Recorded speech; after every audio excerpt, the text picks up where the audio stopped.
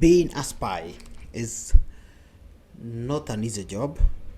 It's a very complicated thing, and you risk a lot, maybe to gather information. But being accused of being a spy, it's the most difficulty of all, because you see, if you are a spy, you have been trained on how to get away out of any challenge. But being accused of being a spy and you are not a spy, it's challenging because you have never gone through any kind of that. You have never been taught on how to lie, how to get out of the challenges, and on top of that, you have never ever experienced some challenges you get as a spy. This guy, let's call him John, we cannot say his real name. They were contracted by a company which we will not mention also to try to avoid to risk their identity, or to risk their compromise their identity, since they are in business. The guy was hired by a company to go to DRC Congo, the part of Kivu. Those know about DRC Congo and part of Kivu is there is always fighting between M23 and the government, and they were contracted to go and survey. There was a site to be surveyed, since this company which contracted them wanted their services to go and survey to see whether that place would be good for mining. The company wanted to do mining, but since DRC Congo, the bigger part of it, there is no, we cannot say there isn't government, but the government doesn't work there. Majority of people even don't recognize it. They decided we can go in Congo within a week time and come back without any risk. They left. They went through Nairobi and they went from Nairobi to Congo. But upon arriving on Kinshasa, this is the capital of Congo, they realized that their luggage was left behind, and they were told that they can have them the following day. If they can wait aloud, they can have them, but the issue is they already had planned to stay in Congo for just 3 days, so they couldn't wait aloud. They decided, okay, when the luggage we'll come to get it, but we have to go on to Kivu and do our business. The best thing is they already had a local contact who was waiting for them, and he drove them from Kinshasa to all the way to Kivu, but he was not to wait for them because they were to stay in Kivu for two days. So he was to come back to get them after the two days ended. So he was to come back in another day.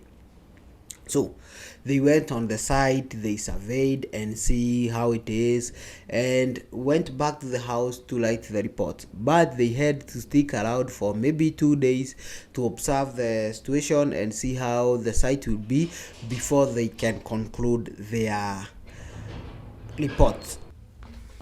So they had to wait for 2 days before they can write their final report, and that's what they did. But remember very well, their clothes were left. When they were flying to Kinshasa, the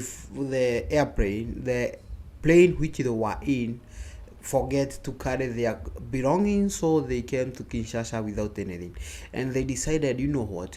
Let's go try and find somewhere to buy our new clothes. And this guy had a good. Okay, they just knew one shop where they could go, because you see, in Congo, people don't wear normal attires as we know to ourselves, like jeans or khaki or suit. These people wear some clothes which are made from, like, I don't know what kind of that material it is, but they wear very unique clothes. And since you are here in a business thing and it's not your lifestyle, it's very difficult for you to all of a sudden switch and start wearing like them. So they had not to go to any local they had to choose an international shop so that they can find the correct clothes they were looking for. They went ahead and buy the clothes and decided before the evening can arrive, there were three of them. The one guy was was in the hotel, so the other two decided, you know what, we don't have internet here, and since we are done with whatever we are doing, let's go out there and buy some credit, maybe to top up, for them to top up for internet and call.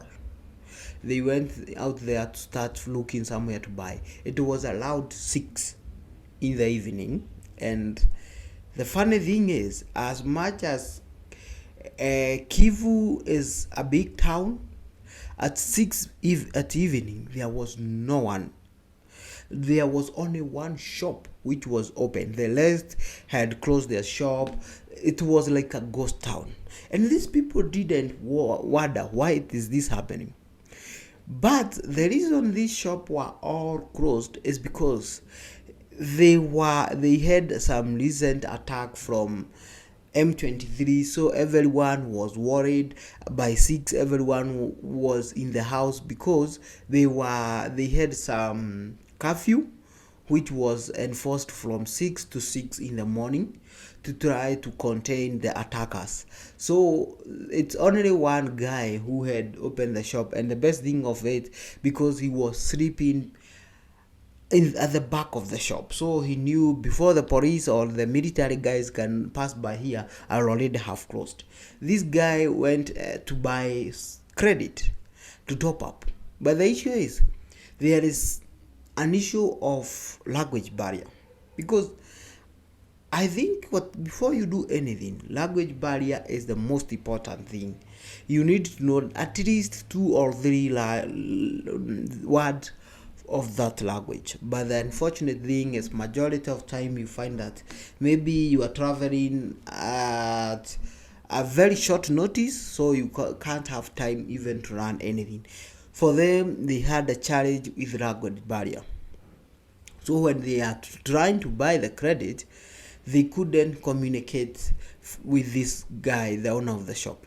And the owner of the shop, what he did, he went back in the shop and waited for like 2-3 minutes, then came back and start trying to communicate with them.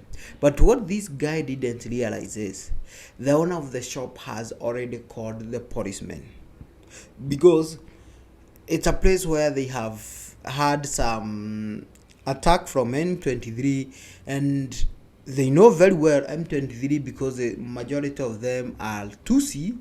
They don't communicate with these people. You find that they have a language barrier. So anyone who was kind of not understanding their language, who was not understanding their local language, was considered to be either spy or a fighter, or he must be something. So what do? These people, after sometimes waiting for the credit to come, the credit never came. Actually, what happened, the police came after around 5 minutes. They came with 3 cars. The car came at a very high speed. You can think they are coming to rescue maybe some president or head of state, because the way they drove toward this place. And our Kenyans guy was arrested. They were arrested, 2 of them, and taken to the police station. But before they can be taken to police station, the police was taking them loud and loud, asking them, are you a spy? And these guys are saying they are not spy. But remember this, police are speaking different language, these guys are speaking a different language. So there is no any way they can understand each other. So at the end of the day, whether you say you are not a spy or not you are a spy, no one understand one another. These friends of ours don't understand. John and his friend don't understand this language police are speaking, and the police don't understand English, because this guy was speaking English and Swahili, and police don't understand any of them. So There is some junior police who was there, and this guy, I don't know whether he had lost a family member to this M23 or what. This guy was so much eager to be given a chance at least to deal with John and his friend, because he was sure of these people are spies, these people are M23, they are here to observe, then wait at night and attack us. So they could, but the boss was not allowing this person to kill them, but he couldn't resist them to be beaten here and there. They could receive some slap and maybe some kick and things like that. It was not as good as it would be. So they were taken loud and loud. But before before it can become too dark, they were taken in a forest somewhere.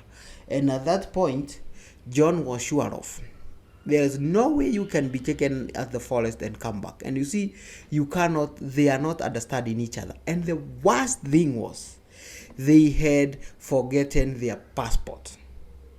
Their passport were left at the hotel room, so they had no way to prove that we are from this and this country. So they were at the risk of being marked as M23 because they have nothing to show that they are M23. And the guy who drove them from Kinshasa have gone back to Kinshasa. At least that guy used to understand English and this other language, so he could be a good translator. But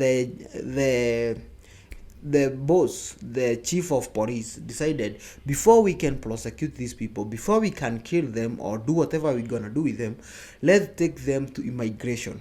And as they are going to immigration, you see, this is a place where there is violence, there is war. So even police themselves, they are trying to hide. They cannot go in the broad daylight. And funny thing is, they were using a Toyota Vitz. You see how small is Toyota Vitz, and there were 7 men in that place, in that car.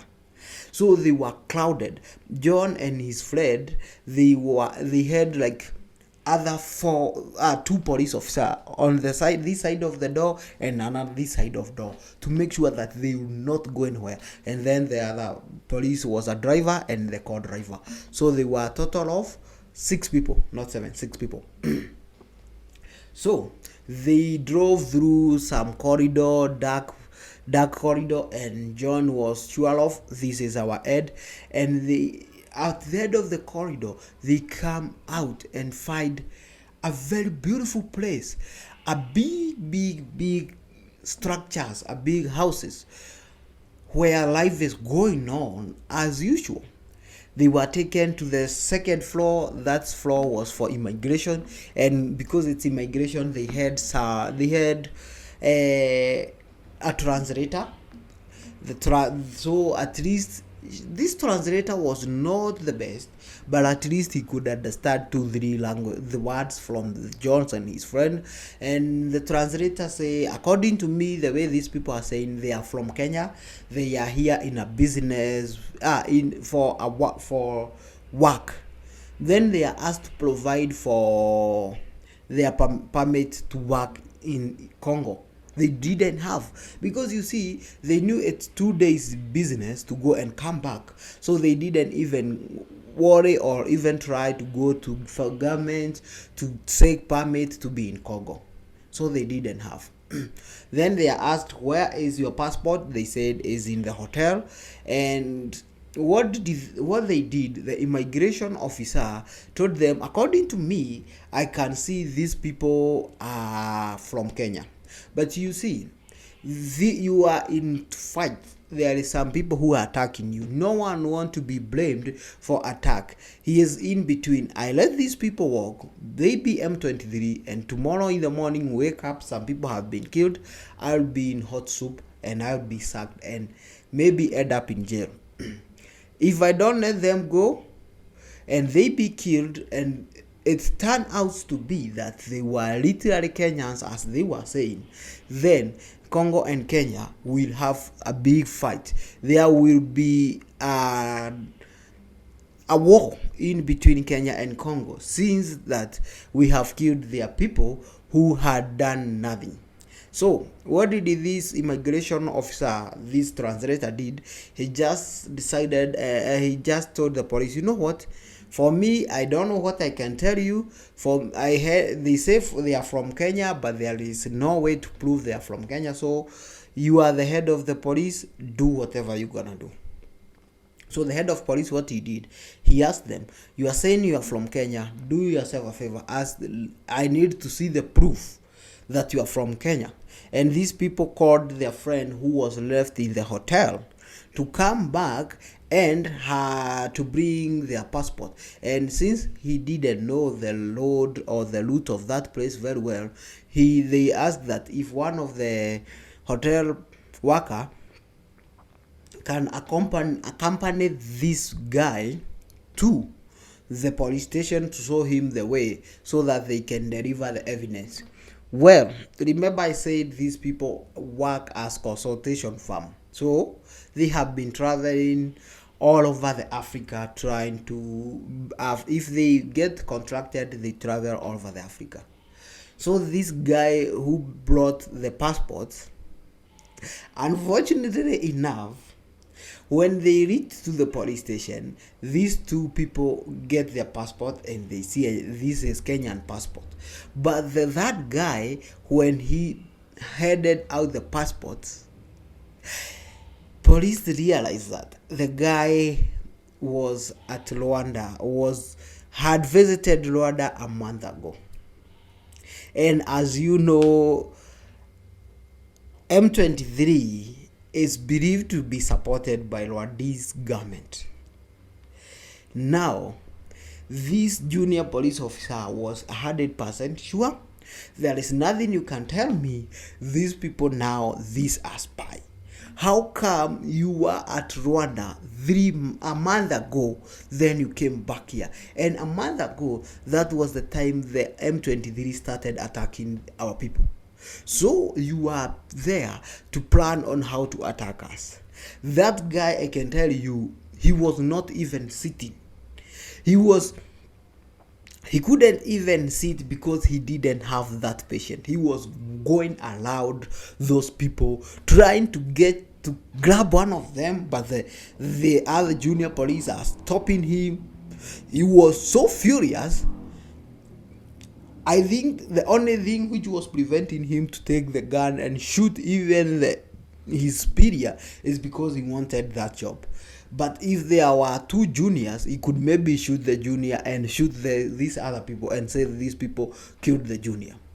So the guy tried to say, oh no, I went there for this business. But you see, unfortunate thing is, even if you were in Rwanda like a month ago, you didn't keep that permit which you get from the government to show that you are there for business. And it was on a weekend, so if they called their office in Nairobi, no one was there to receive, to at least maybe said to give to these people an evidence. And the other thing, remember, we are in Kivu, Congo. It's not as such as a developed country, so you might have evidence in Nairobi, but there is no way to take that evidence to Kivu. And if you plan to fly into Kivu and give out the evidence, there is high chance John and his friend would already be dead. So that was not an option. So the only thing was left was them to try to talk to them. So what this chief officer of police did, now he called Kinshasa and he told them, I have 3 Kenyans here, 3 people who are claiming to be Kenyans, but they don't have permit to work here. They went ahead and called the embassy of Kenya. After like an hour of consulting with Kenyan embassy, the Kenyan embassy confirmed that yes, these are our people. So they let them go. But before they can let them go, sorry for saying that. The police chief decided to take them to Kinshasa tomorrow in the morning. But before they can be let go to Kinshasa, these two junior police officers are the one who are supposed to pick them early in the morning, 8 a.m., to take them to Kinshasa to confirm what they are saying, that they are Kenyans. So they had to get the number of this police officer. You see, this guy who I'm saying, he is so eager to kill them. So the guy get the John's number and called the John phone. But remember, John phone, unfortunately or fortunate enough, had a true caller. So what happened?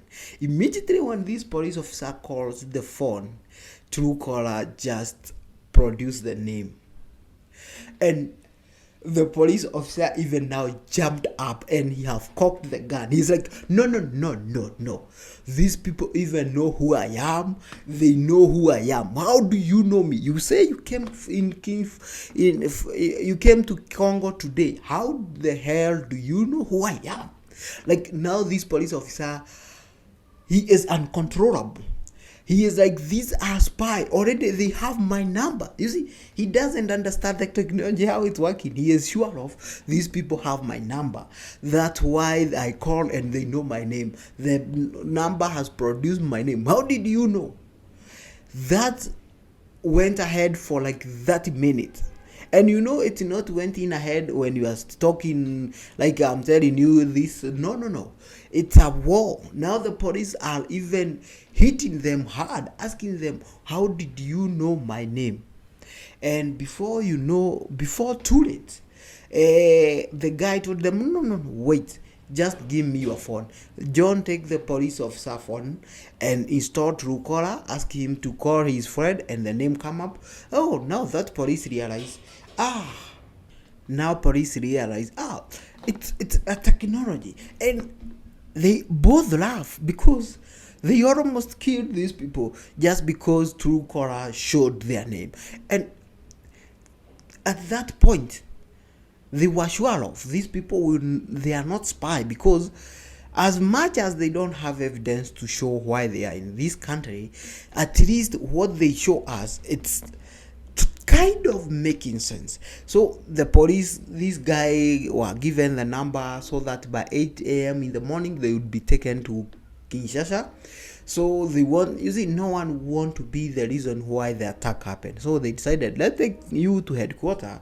If they decide to let you go, it's okay, it's their problem. If they decide you are a spy, it's also their problem. They were taken to Kinshasa and went to Embassy of Kenya. At that point, they consulted Embassy of Kenya and they realized, these people actually are no longer a spy.